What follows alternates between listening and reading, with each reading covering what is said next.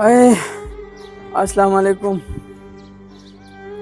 ای خدایا څنګه چل دی یاره؟ کار ډېر زیات خراب دی یاره، مزدوري نشته.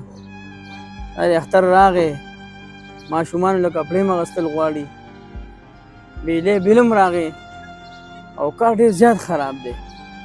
اخر دا به کېږي څه یاره؟ تا واورېده خبره مې دا کوله،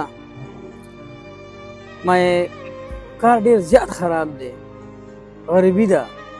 اختر راغی، ماشومانو له کپړې مپړې م اخیستل غواړي اورې، او مزدوري ډېر زیاته خرابه شوې ده، ځان هم لاسته نه دی اخیستی.